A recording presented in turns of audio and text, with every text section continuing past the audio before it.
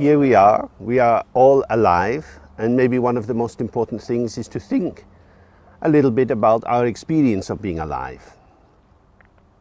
We're, of course, in the middle of our life. Events are happening all the time. Thoughts are coming, feelings, sensations. We all have many plans, and of course we have memories as well. A whole construction out of which we try to make sense of what's going on. Sometimes our hopes are fulfilled, sometimes they're not fulfilled. Well, let's try to see a little bit more how to have some space and a freer sense of movement within this process. Because our life is already in process. Things are going on, moment to moment, some stimuli is coming from outside or from inside, and in the midst of this process, there's a kind of pressure that can build up inside us. A sense of, I should be achieving more, I should be getting more, I see what other people get, I see all the things that I've tried and haven't worked out. So our life is both an immediacy of what's going on, but also a storyline that runs inside ourselves. This storyline is sometimes rather harsh, rather persecutory, and we can only do our best. Is that really all? Let's maybe look at the basis. Here we are, alive. What does it mean to be alive? Essentially, something is happening. We have our body, which has eyes, ears, nose, mouth, and the wonderful texture of our skin. Moment by moment, sensation and experience, the raw data of life is occurring for us. It's occurring because we're alive.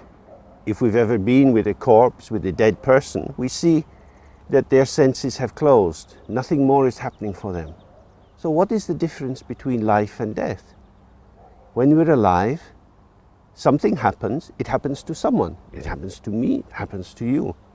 What is this aliveness? It's a presence. I know I am alive. How do I know I'm alive? Because things happen to me. That seems obvious, but who is the one that the things happen to? Who is this one that I call myself? I can tell you about myself, I can tell you where I'm from, the kind of things I like to eat, the kind of work I do.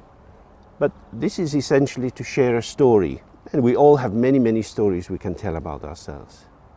If we try to look underneath the story or through the story, moment by moment, there is a felt sense, almost intangible, ungraspable, of being alive. I exist. But what do I exist as? Sometimes I'm happy, sometimes I'm sad, sometimes I'm thirsty, sometimes I'm hungry. Each of these experiences, in the moment of experiencing it, seems completely real, completely true. It's the whole of my universe, and then it's gone. What seemed to be me was arising for me due to causes and circumstances. If it's a hot day like today, I start to get thirsty. Why am I thirsty? Which is an experience I am having, because of the sunshine.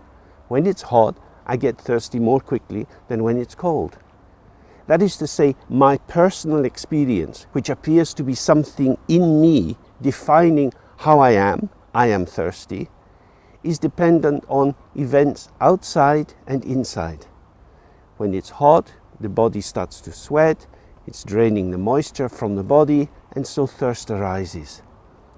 What seems to be me as something internal, definitive of who I am, is actually an interplay of many relational forces.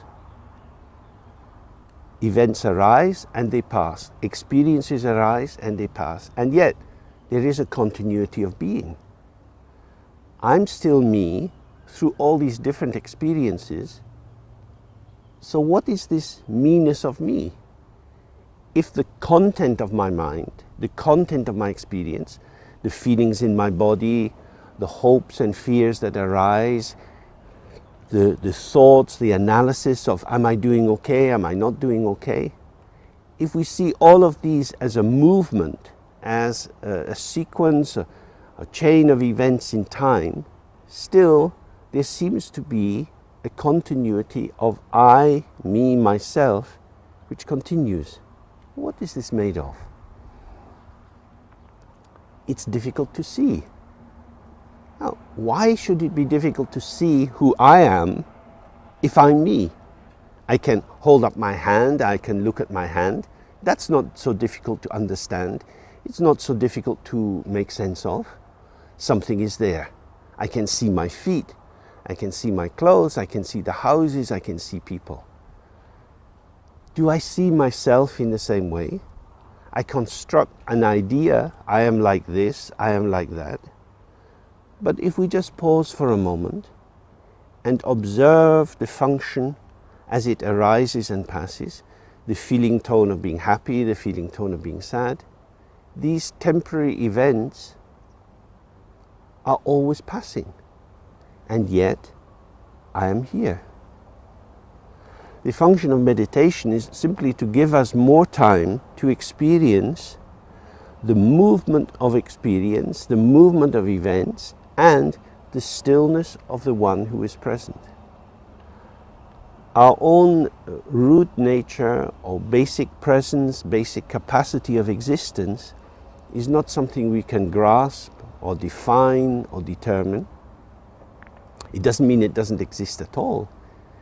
That simply means it doesn't exist as a thing. Everything we say about ourselves is true and untrue. If I say I'm thirsty, well, I'm not always thirsty. If I say I'm from Scotland, that may be true, but I don't live in Scotland. So every kind of reference, every kind of construction relates to a set of events which is already changing. It's not fixed. Our age, of course, is changing, our health is changing, how we look is changing. What then is there in ourselves that we can grasp onto? From the point of view of Buddhism, there is nothing to grasp. But, moreover, there is no need to grasp, because when you grasp something, you always grasp what is left. A bit like trying to grasp a snake and finding that it's left its skin behind. The snake has gone off and we're left with the leftover, with something which simply remains. In that way, what happened when I woke up this morning is gone. Having breakfast is gone. Now there is this moment, and even as it's arising, it's also passing. Nothing to grasp, and that's okay. If there's nothing to grasp, a lot of the work that I habitually do in trying to construct my life, to build up a safe sense of identity, is perhaps unnecessary. Why am I so busy trying to stabilize a sense of self, a sense of purpose, to give my sense a self that I'm a reasonable human being, that what I do is acceptable to other people, when every building block that it's made of is actually like a wave in the sea. The wave is there, undeniable, you see it, and then it's gone. The wave arises from the ocean and goes back into the ocean. The moments of our experience arise out of this open field and then vanish back into it. Then another wave comes. The waves never stop. But what is the depth or the spaciousness of the ocean itself? Our mind, when we relax and look at it, is not a thing. That is to say, each of us is not a thing. We are an openness, a presence, an awareness which is not resting on anything material. It's not generated by the brain. Our knowledge of the brain is a set of experiences which arise and move through the limpid clarity of the mind itself. We don't have a mind, it's not a possession, but the mind is rather the basis or the sphere within which all our experiences occurs. Our mind is not something inside us, it's not a private possession, it's not a thing which can be determined, and so it's invulnerable. Of course, our bodies are quite vulnerable, our personalities are vulnerable, that is to say, the patterns of identification that we create about ourselves, how we imagine ourselves to be, this is very vulnerable to events. Friends don't seem to like us so much, then we feel hurt. or we have difficulties at work. We thought we had a clear sense of how our lives would unfold, and it's gone. Or suddenly we become sick and we think, how can this be me? I'm not this kind of person. This shouldn't be happening to me. I can't be me if this is happening. How? How is this possible? That shows us the way in which, when we construct a self out of events, we're actually making a house of cards or making it out of sand. There is no solid essence to our sense of self. It's an illusory show which is true for the moment of its occurrence, and then it's gone. So the main function of practice, which is essentially profound relaxation and trust, as you give up the active work of constructing, to experience that everything is there already. Things are as they are. Instead of making excess effort, which in fact merely obscures the possibility of the opening of the door to see what is always there, if we stop doing that, there is then a freshness. Something is numinous. It is just there on the edge of our consciousness, but I want to understand. I want to find out what's going on. Impossible. You can't find it because you never lost it. Again, it's not a thing.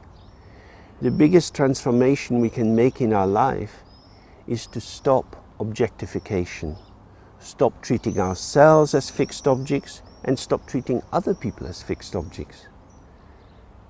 All moments of life are movements in an ungraspable field. Although we know people, we call them our friends, perhaps we even call some people our enemies, and that seems to give a concrete, defined sense of who they are. Actually, we only have moments of shared experience. What I call myself is never alone. It's always in a context. The experience of being something in particular arises because we experience a world of many particular things. In relation to who we are, in relation to our sense of purpose and meaning in life, the more we trust the dynamic flow of existence is something to participate in, to find our way in, and that we will find our way. This way will not be determined by our hopes and fears. Whatever plans we make always have to be changed. We often feel they've gone wrong. This is because the fantasy of control, the fantasy of power, creates an internal world of thoughts, of hopes, in which we make a beautiful map which we then try to force onto circumstances. But life, like the waves in the ocean, cannot be put into a frame. You can see the children on the beach. They have a little plastic bucket and they put the sand in the bucket and they turn it upside down and they start to make structures. Sand is like earth, it can take a shape. But if you put water in a bucket and you turn it upside down, it just moves away. It's the same with our life. It's always moving away and simultaneously arriving. Here it is, here it is. So instead of trying to look at it from the inside out, if we relax, we find that what we call the object or the outside or other people and what we call ourselves are not two separate things. The field of experience is non-dual. It has no separation at all. And this is revealed as it is just by relaxing and being present. Our own creativity is the thing that generates worries, confusions, problems, sleepless nights. Allowing the energy of the mind to relax, we give it a rest from asking it to provide the meaning of life, as if we could think our way through to some defined conclusion, that we could arrive at a safe place where we knew what everything meant. We've probably been doing this for many years, and where has it got us? Life slips through our fingers. Therefore, keeping our hands open is a good idea. Trying to grasp that which slips away is ridiculous. So the basic function of practice is to help us to be alive by recognizing what life is. It is the immediacy of participation in the arising of experience without planning, without controlling, trusting the dynamism, the free movement of the open ground of the mind and the open field of all that's around us, allowing this dynamism to move and pass, lifting us up, lifting us down, always with the unchanging stability of mere presence. Just here we are. We can't say what it is, but it's always there. So it's not so complicated, but we make it complicated by looking for something else. So the basic instruction is always, please take a rest.